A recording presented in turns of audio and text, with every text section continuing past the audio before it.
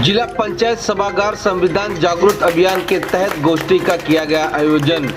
सपा सांसद अफजल अंसारी के साथ साथ कई प्रतिनिधि रहे शामिल। इस दौरान सांसद अफजल अंसारी ईवीएम और संसद भवन में रखे संगुल को लेकर दिया बड़ा बयान। देखिए खबरें आज भी के लिए जनपद गाजीपुर से रिजवान अंसारी की रिपोर्ट।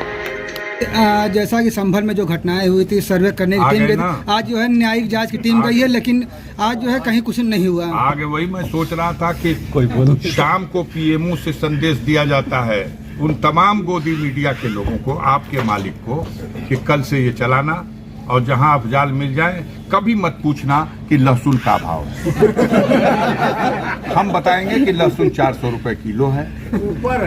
आप कभी मत ये सवाल करना बेरोजगार नौजवानों के रोजगार के सवाल पर सरकार क्या कर रही है। आप हमेशा पूछना कि नफरत की जो आग लगी हुई है, चाहे मणिपुर में लगी हो और चाहे संभल में लगी हो या कुछ दिनों पहले बहराइच में लगी हो, जहां कहीं भी ऐसी आग लगे उस आग की लवर में घी डालते रहना, घी डालते रहना। आप घी डालो, हम घी डालने वाले नहीं हैं। हमने अपील की संयम बरतिए, वहां के नागरिकों से अपील की, शांति प्रिय नागरिकों से अपील की कि संयम बरतिए। अगर किसी न्यायालय का कोई निर्णय आपको अच्छा नहीं लगता तो आप उसके खिलाफ ऊपर के न्यायालय में अपील करिए। और ऐसा हुआ, माननीय सर्वोच्च न्यायालय ने इस सवाल को सुना और कहीं ना कहीं उनके जो आदेश पारित हुए हैं, व्याख्या हम नहीं करेंगे, लेकिन आदेश जो पारित हुआ है, अब बताइए इससे बड़ा कमेंट क्या हो सकता। हम होते तो छत पर से कूद जाते। अब कोई बेशर्म है जिसको ये शर्म ना आए कि सर्वोच्च न्यायालय कह रहा है कि पावर एंजॉय कर रहे हो तो ऐसा आदेश पारित कर देंगे कि जीवन भर याद रखोगे। ये मामूली बात है, लेकिन यहाँ किसी को शर्म ही नहीं आती। हम बेशर्म लोग हैं, हम सवाल पे सवाल दागे जाएंगे। आग लगाने वाले सवालों से बचिए, आग बुझाने वाले सवाल करिए। मैं हर सवाल का जवाब दूंगा। सर, अंतिम सवाल है कि जो अजमेर शरीफ की जो बात कही है, जबकि कानून में शायद ये कहा गया कि 1945 के बाद आपसे एक नाम पूछना चाहते हैं। रवीश कुमार का नाम आपने सुना है? जी। रवीश कुमार परसों से कंधे पर एक फावड़ा लेकर के निकल गया है। हमने देखा कहाँ जा रहा भाई, ये किसान हो गए क्या? तो उन्होंने वो फावड़ा कंधे पर रखा और कहा भारत खोदो अभियान की शुरुआत करने जा रहा हूं। मैं भारत की खुदाई करूंगा। वही है, जहां जहां खोद लो, जहां जहां खोद लो। ये आपके गुनाहों को, आपके पापों को छिपा नहीं पाएगी ये तरकीब।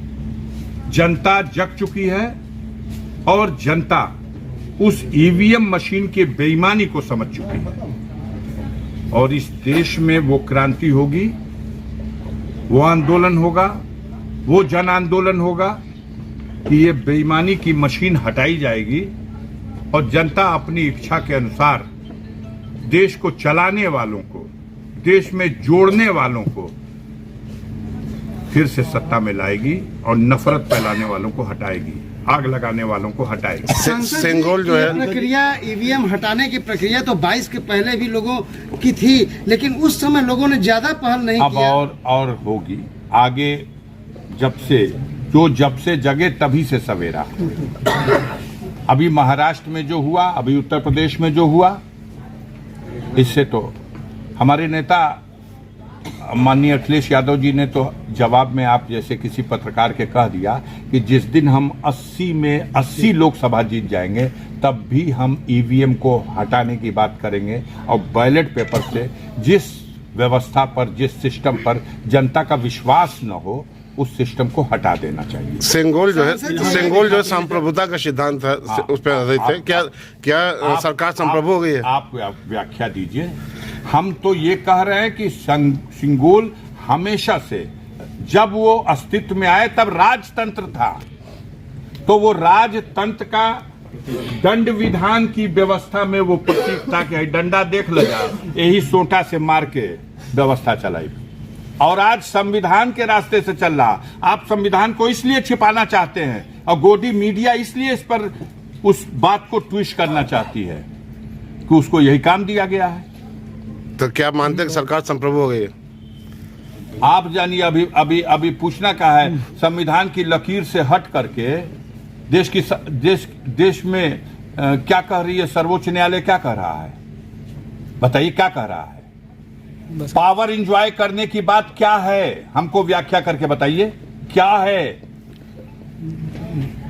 बोलिए। वो तो खुलेआम देश की सर्वोच्च न्यायालय ये बात कह रही है कि आप कानून के रास्ते से काम नहीं कर रहे हो, फर्जी मुकदमे लिख रहे हो और पावर एंजॉय कर रहे हो। पावर एंजॉय कि जिसको आपको डांटना चाहिए, सजा देना चाहिए, वो आपकी पीठ ठोक के प्रमोशन दे रहा। इसलिए सर्वोच्च न्यायालय ने कहा ऐसा आदेश पारित होगा कि जिंदगी भर याद रखो। इलाहाबाद में छात्र गिरफ्तार नहीं की, छात्र की योजना, छात्रों के आंदोलन को दबाने के लिए इन लोगों ने छात्रों से समझौते का नाटक किया। आज भी बहुत से छात्र बंद हैं, लेकिन वो इलाहाबाद है और इलाहाबाद में पूर्वांचल का पानी है, वहां आंदोलन कुचला नहीं जा सकेगा, दबाया नहीं जा सकेगा। आप देखिएगा छात्र अपना हक और अधिकार प्राप्त करने के लिए सड़क पर फिर उतरेगा। सर सांसद जी, महाराष्ट्र में शपथ का डेट तो क्लियर हो गया है, लेकिन मुख्यमंत्री का पता नहीं है। बीमार हैं, सुना है कि बुखार आ गया। 104 डिग्री बुखार है एक नाथ शिंदे को, और जब एक नाथ शिंदे जैसे नेता को बुखार आ जाएगा तो सरकार कैसे बनेगी? यही बुखार पार्लियामेंट में भी आ गया है। आप लोग उसको मत दिखाइएगा, आप लोगों को मना किया गया है। कहां गया वक्फ वाला बिल? कहां गया बताओ, कहां गया? वहां खुल्लम खुल्ला बुखार आ गया और यहां आदरणीय चंद्रबाबू नायडू जी ने और आदरणीय नीतीश कुमार ने बैक गियर लगा दिया, गाड़ी बैक चलने लगी। सांसद जी एक सवाल